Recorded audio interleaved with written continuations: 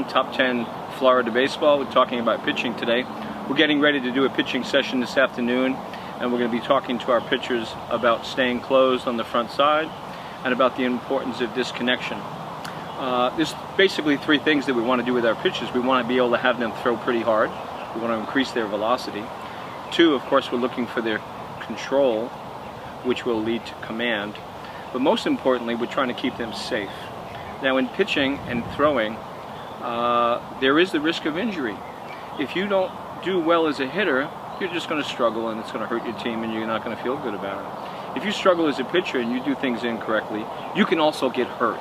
You can injure yourself. And we have a lot of arms going down early in their careers because they are throwing in such a way that they have red flags, what we call red flags in the business. A red flag means there might be some slight danger in the area. So one of the things that we're talking about right now is front side connection and opening up too early. We're going to talk about two pitchers that we saw over the weekend at a showcase in Fort Myers, and we're going to put them up on the screen side by side so you can see the difference in what they're doing. Essentially, when we throw a baseball, we need to use the whole body. We need to use the front side and the back side. And if the arms extend too far out, if that glove starts throwing around the corner, if that front shoulder opens up early, that player is opening up too early. Technically, he's going into what we might call disconnection. He's disconnecting from his body. When an ice skater wants to spin very, very fast, they bring their arms in. When they want to slow down the maneuver, they throw the arms out. What makes us able to throw a baseball really hard is very quick torso rotation. That allows us to hit a baseball quickly also. We don't necessarily swing the bat hard, we rotate the body firmly against the stiff front side. Back side crashes into the front side stiffens up, the front side stays stable. When the front side's moving away from the backside's chasing the front side, we lose compression, we lose torque, we lose velocity. We're also losing control, and we're also risking injury. And these are three things that we don't want to do. So we're going to take a quick look here at the video. So here we're going to look at two pitchers that we watched over the weekend, and they were both pitching against each other in the same game. Here we have an older player who's 18 years old, and we have a player here that's 16 and a half. Now, it's interesting to note as we watch these players that this pitcher threw 16 miles an hour harder than the bigger pitcher. Now, this pitcher has a bigger body. This pitcher has a smaller body, but he threw many more strikes. He had much more control, who has the ability to throw the ball around 83, 84 miles an hour. And this pitcher is throwing 68. That's a 16 mile an hour difference, yet he's older and stronger and has a bigger body. Now here's why. Here's what happens. When the pitchers get to this position, they're both a little bit disconnected. This is called hyperextension on the backside. This is hyperextension on the front side. A little hard to see on this angle, but this pitcher is also hyperextending on both sides. As we roll the tape, and I'm going to roll that backwards for just a second so you can see it. Okay, so we're watching them go into their wind-up here. And they both have a pretty nice leg kick.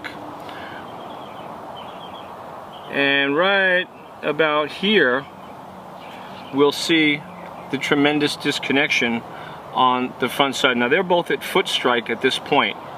So this is a very important angle that we measure. Where is the ball at foot strike? This player's glove is connected. His front shoulder has not pulled out yet. And his ball is at an external rotation at about 165, 170 degrees. And his chest is leading the way at foot strike. You notice on this player, his arm is completely disconnected. It's run away from his body. His arm is not in a good throwing position, and his torso has not made the turn. His front shoulder is pointing towards third base. That is disconnection. He's losing a tremendous amount of power.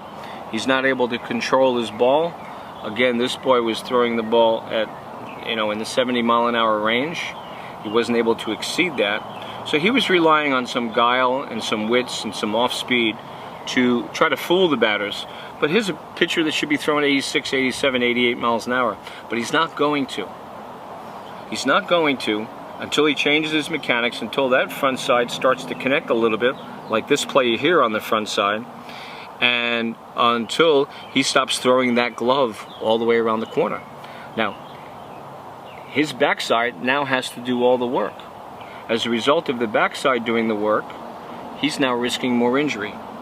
He's risking rotator cuff or ULC on the elbow. We don't know where it's gonna, the weakest link is what's gonna go. So he's putting a lot of stress on his body because he's flying out on the front side. And we're gonna back that up just a little bit so you can see it again. Okay, so while we watch this now at full speed, what I want you to try to pick up with your eyes is to look at what the front glove does. We're gonna look at the lefty first. And as you look at the lefty, I want you to watch his front glove run away from his body and run around the corner, and how it pulls his front shoulder in the opposite direction. Well, now he's got no front side body to pitch into. The backside must push through and slam into the front side. The front side must stay stable. It can't be running away. When does that front side turn? When the pitcher's torso is 3/4 of the way down his stride path. That's when that front torso, you know, often pitching coaches say you're opening too early, but they never tell the pitcher when he should be opening up. He has to rotate, yes, he has to rotate, and he does have to open, but not until well late into the delivery, not until he's 3/4 of the way down the stride. This pitcher is rotating very, very early. It's going to cause stress on his arm. We don't want that to happen. We don't want boys to get hurt. This is a simple fix. This is something that can be fixed in 10 minutes. It makes us crazy when we see 18, 19, 20-year-old players doing it for their whole lives. And everybody's excited because they're having a good day, because they got a couple guys out and they're pitching good. But they're not going to go anyplace. There's no scholarships, and there's no Major League scouts going to be interested. And I know that this boy is interested in a college scholarship, and I haven't spoke to him, but I'm sure that he wants to go to college. And I'm 100% sure that he would love to pitch in the Major Leagues. But it's not going to happen until he makes these adjustments. And he's risking injury all the way down the line. We don't want that to happen. So now we're going to take a look at our younger Dominican player here, who really is an infielder. He's coming in, he's throwing some relief, he's throwing some innings. He has worked on his pitching, he's got a pretty decent pitching motion. And if we take a look at him, he disconnects a little bit, but then he recovers very quickly. He's got a very nice coil. He closes up, the glove comes back inside, and he's able to stay stiffer at the point where his foot strikes. This is a very important position in the pitching sequence. What happens, where are we at when the foot strikes the ground? Because that's when all heck breaks loose. That's when we're really able to generate a lot of power. So where is his foot? Where is his arm at foot strike? It's in a perfect spot. Where is his front glove at foot strike? It's in a perfect spot. This is a younger player who is 40 pounds less, over a year and a half younger than the other player, and he's throwing it 14 miles an hour harder with much more control, because his style and his technique are much more Major League Baseball style. This is very important. This is going to allow him to avoid injuries. It's going to allow him to be consistent. It's going to allow him to throw more pitches under more pressure with more success. And that's what we want for our pitchers. So let's take a look at him on full speed, and then what we'll do is we'll take a look at him at foot strike position, and we'll take a look at him when he reconnects. And again, you'll see that he disconnects just a hair, but he pulls it back in, and I call that a little bit of a late reconnection, but it works. As long as it works, as long as it takes the strain off the backside arm, as long as it allows for a late delivery, as long as it allows him to engage his entire body, and his entire body can throw that baseball, and not just his arm, and then we're accomplishing something. This young boy did a very good job that day. He's been trained in the Dominican Republic. He's from Santo Domingo, and he's been working with some good pitching coaches down there, and he's also in very, very good shape.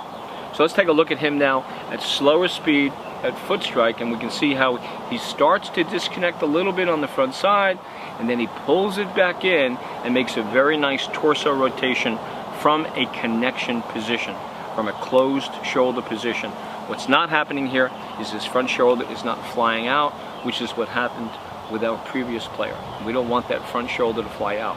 We don't want hyperextension on the front side, and we don't want that hyperextension to continue to create a big disconnection on the front side shoulder. Thank you.